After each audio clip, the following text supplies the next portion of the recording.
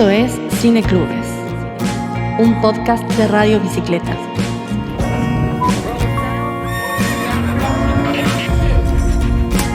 Una ventana al mundo. Una pizarra abierta a nuevas miradas. Un espacio para pensar el cine y el devenir de las imágenes. Esto es Cineclubes, una experiencia sonora que nos conecta con la cinefilia.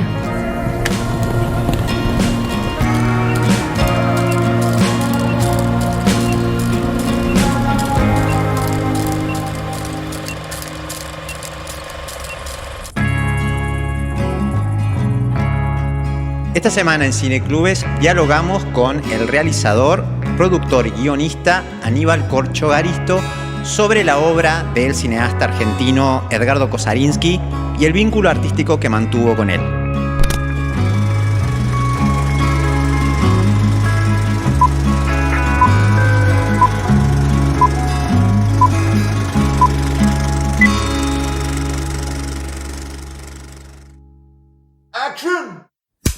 ¿Cómo están todos? Muy bienvenidos y bienvenidas a un nuevo episodio de nuestro podcast Cineclubes, este podcast que realizamos para Radio Bicicleta.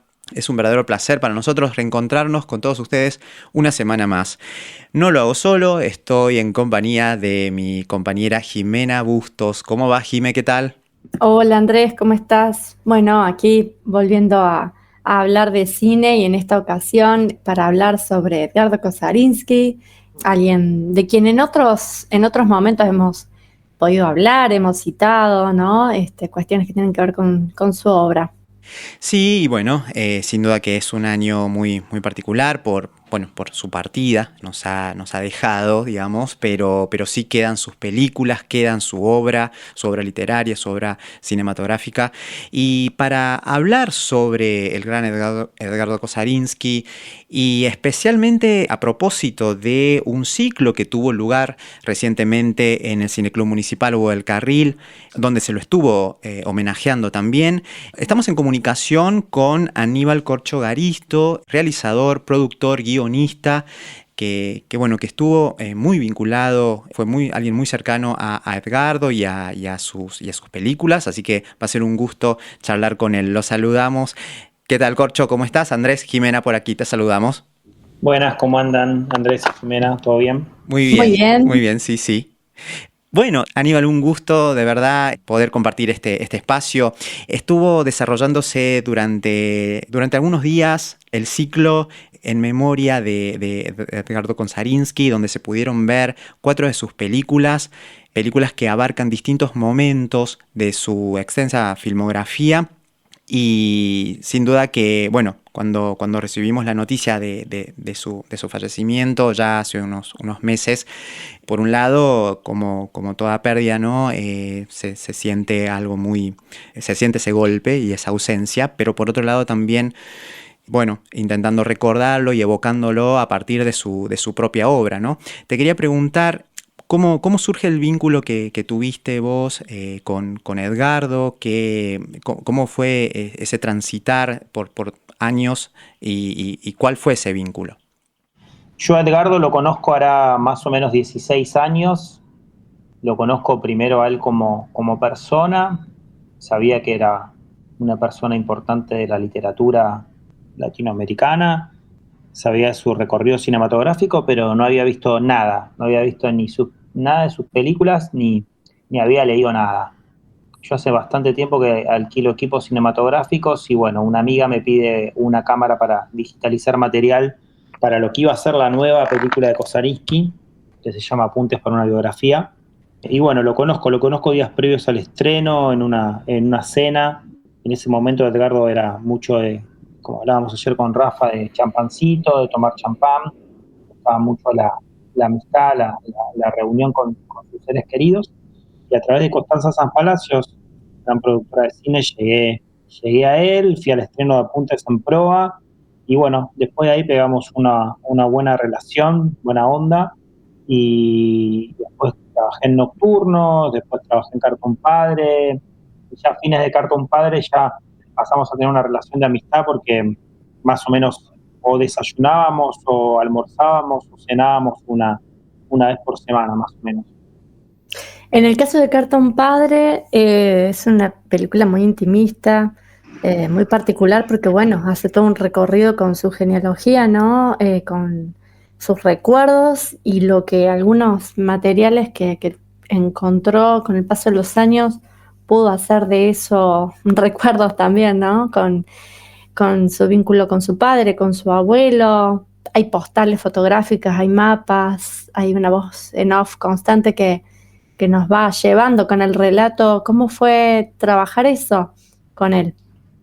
Él a fines de los 70, o previo a la dictadura, pero no por la dictadura, se va a vivir a París y después empieza a venir un poco más seguido a Buenos Aires su madre no estaba bien de salud, y en la casa de su madre encuentra las cartas, unas cartas que el padre le había escrito a la madre cuando él estaba embarcado, porque trabajó en la Marina, y de ahí él mismo cuenta que había viajado por un montón de partes del mundo, filmando, vacacionando, pero no había ido nunca a Entre Ríos.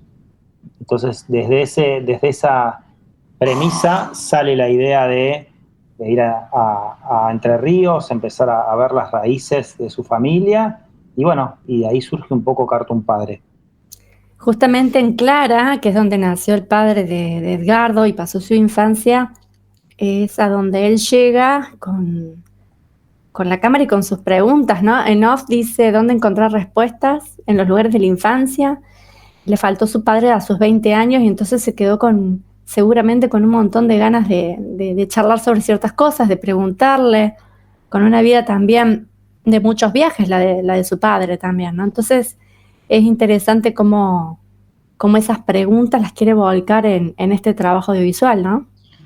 Sí, yo creo que, retomando un poco lo que charlábamos antes, a través de ya estar su madre cerca de la muerte, se empieza a hacer un montón de preguntas, como bien decís vos, Jimena, y esas preguntas es, ¿no? ¿Quién fue su padre? ¿Cómo llegó su familia paterna a la Argentina? ¿Qué pasó con todo lo que fue la llegada de Rusia, de todo lo que eran los llamados gauchos judíos en Entre Ríos? Entonces él con esa premisa estuvimos filmando en Clara, en Villaguay, recorrimos varias ciudades de Entre Ríos. Quiero sumar que Edgardo no es una persona que trabaje con un guión ya preestablecido, sino que recibe mucho de lo que es el lugar. Sí sabía qué lugares ir a filmar, ¿no? Como bien vos dijiste, Clara. Sabía un montón de planos que hay, todo ese juego de las cartas con el fuego que está en el tráiler y que está en la película. Pero también él estaba abierto a un montón de cosas que iban surgiendo, y para mí se formó una de sus mejores películas. De hecho, fue una de las películas que se pudo proyectar en este breve ciclo de 4 películas en total. Otra de ellas es Puntos Suspensivos, ¿no? Que a principios de los 70 llega esta película y la verdad marca todo un acontecimiento. Una película sumamente inclasificable, ¿no? No sé cómo la pensás vos en el contexto de su obra y en un momento en la historia de nuestra cinematografía nacional en donde había una fuerte voluntad por la vanguardia, ¿no? Por las expresiones más disruptivas en lo formal, en lo estético y también en lo narrativo. En ese sentido, Puntos Suspensivos también ya dejaba ver un autor, ¿no? Como solemos decir, un autor, alguien que piensa los medios con los que trabaja, sus materiales, y también con una potencia narrativa, incluso también política, ¿no? para el momento. Sí, sin dudas es la ópera prima de Edgardo, una peli que sumo que estuvo perdida mucho tiempo, muchísimo tiempo. El negativo se recuperó bastante tiempo después. Es una peli que se estrenó, o Edgardo la mostró por primera vez en la casa de un amigo suyo, Basaldúa, y estoy totalmente de acuerdo con todo lo que planteás. La primera vez que me la pasó Edgardo la vi en digital. Es una película casi inclasificable, ¿no? También, en un momento era Puntos Suspensivos Esperando a los Bárbaros. A mí hace poco, cuando me hicieron la entrevista para las mejores películas, o había que nombrarla, nombré entre una de las 5 películas de la historia del cine. Para mí es fundamental, tiene escenas increíbles, ¿no? de muy simbólicas desde de cómo se pasa, cómo formó parte de la dictadura que vino después, los empresarios, toda la relación con la iglesia, cómo está filmada, cómo fue filmada, ¿no? Es una película que Leopoldo Torre Nilsson le prestaba la cámara los fines de semana, más Fisherman le prestaba las latas para ir a filmar y bueno, así se fue armando. Y bueno, volvió a verse si mal no recuerdo yo, en una retrospectiva que le hicieron a Edgardo en el Bafisi. Es una película fuerte. Bueno, digo, le fue muy bien a la peli, digo, se estrenó en Cannes en ese año, ¿no? Creo que es una peli fundamental de fines de los 60, 70. Sí, recuerdo que Peña la trajo a Córdoba hace unos cuantos años en Fílmico, si no me estoy equivocando, en un ciclo de cine argentino, ¿no? Y en ese fue todo un acontecimiento ver esa película porque, como vos decías, permaneció perdida, pero aparte las versiones que circulaban eran de pésima calidad.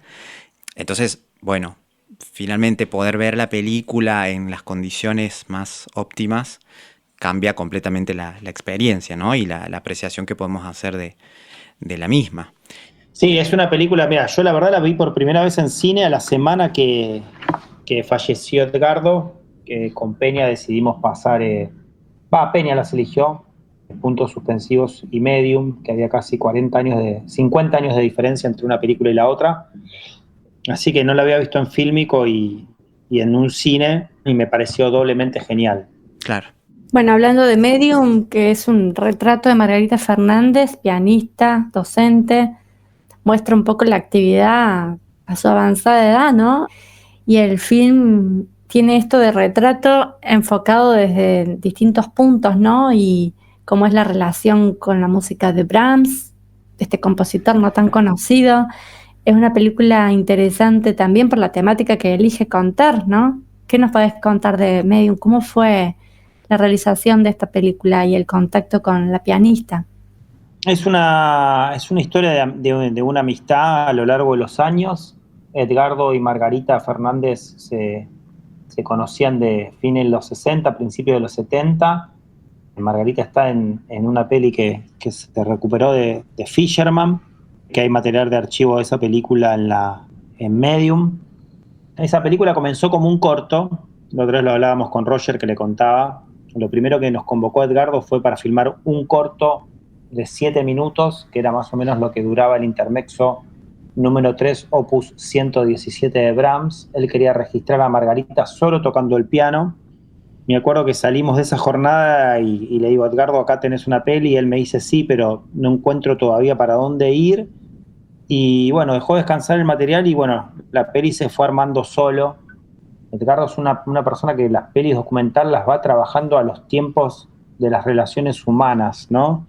Cómo va avanzando la relación, en este caso de Margarita con él, qué recuerdos van surgiendo, qué recuerdos se van despertando. Entonces se trabajó en un rodaje pautado, pautado y pausado. Entonces Edgardo por ahí hablaba por teléfono con Margarita, le salía algún recuerdo y volvían a filmar. Estamos hablando que en ese momento Margarita tenía 91 años. Ahora se presentó Medium hace 2 semanas acá en el Cine York, y fue Margarita a presentarla, que tiene 98 creo ya, sí, hermoso. Wow. Hermoso. Y bueno, es maravillosa esa peli, la verdad que nos fue súper bien, súper bien, digo, se estrenó en la Berlinale del 2020, que bueno, Edgardo por un tema de salud no pudo viajar, que fuimos con Constanza a presentarla.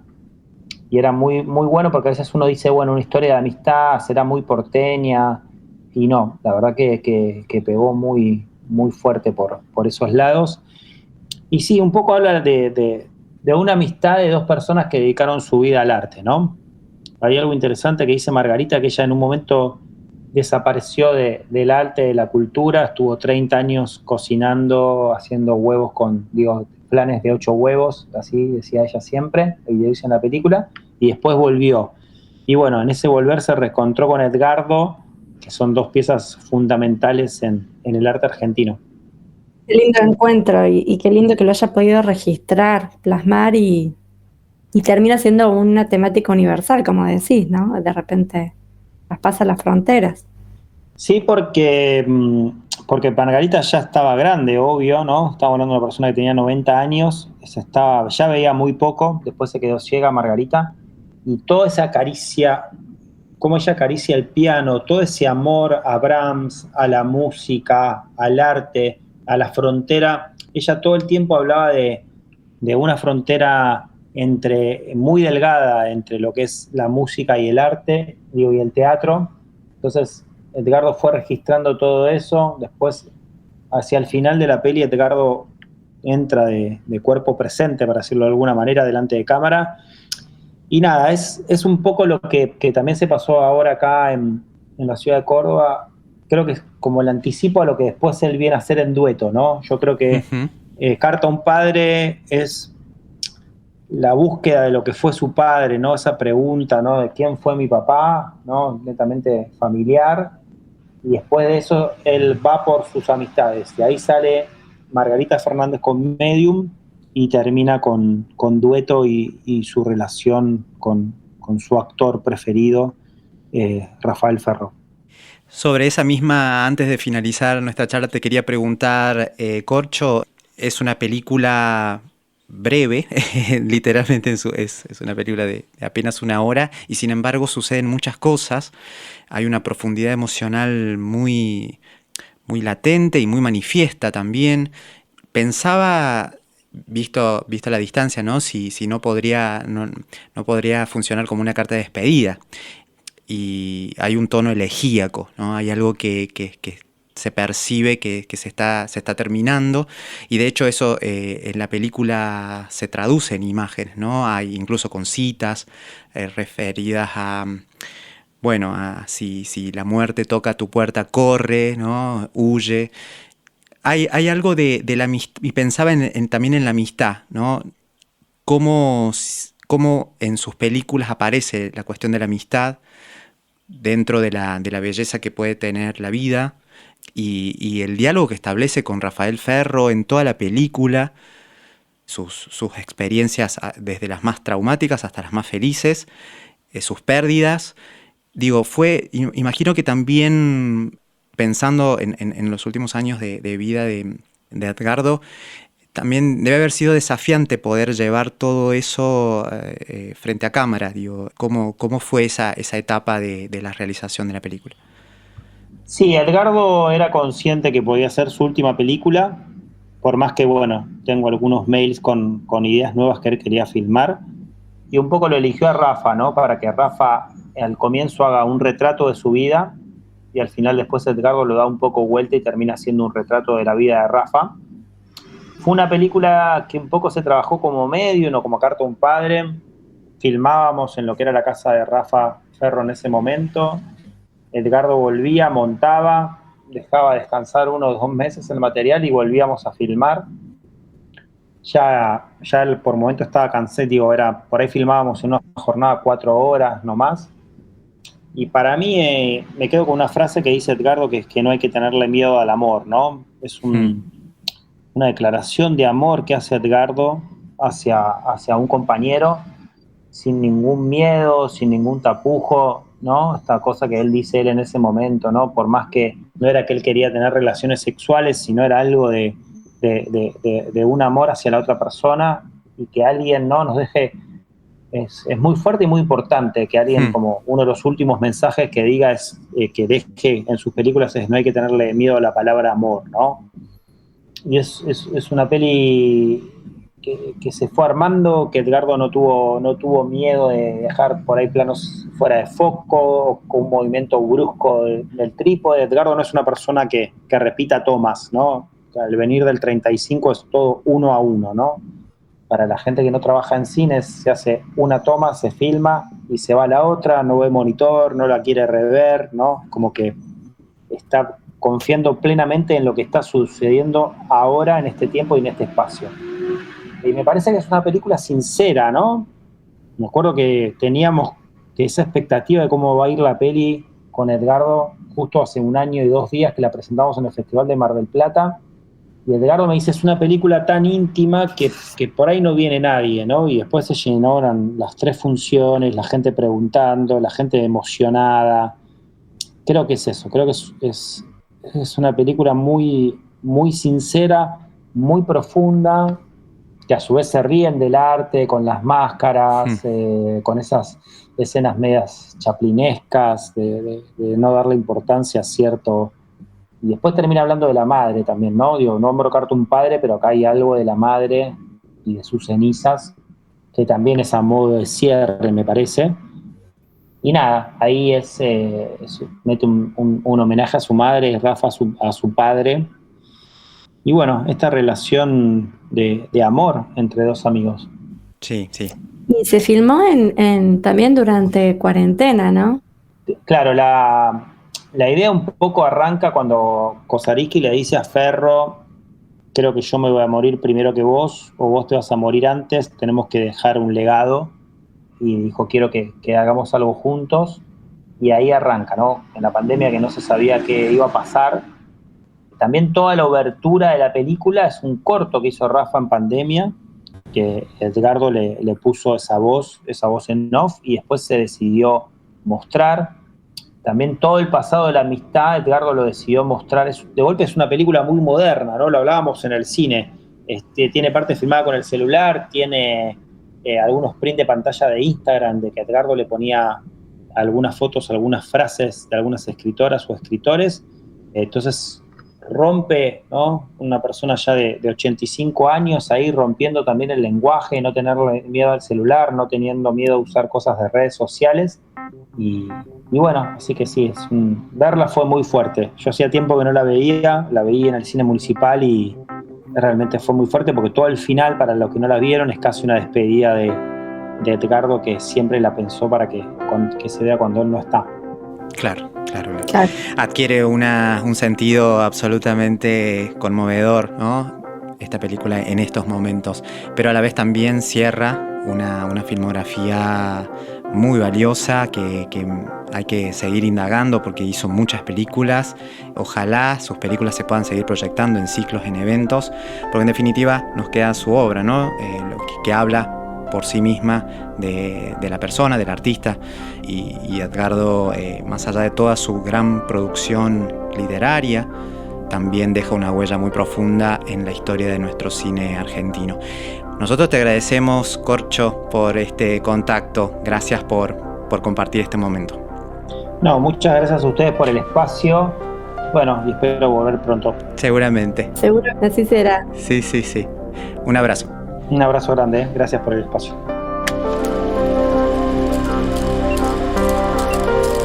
Esto fue Cineclubes, un podcast de Radio Bicicleta. Producción general, Evelyn Melano. Operación técnica y edición, Santiago Izquierdo. Conducción y producción de contenidos, Jimena Bustos y Andrés Linares. Seguinos en Instagram como @cineclubespodcast y en Twitter @cineclubes. Seguí la programación de la radio en radiobicicleta.com.ar.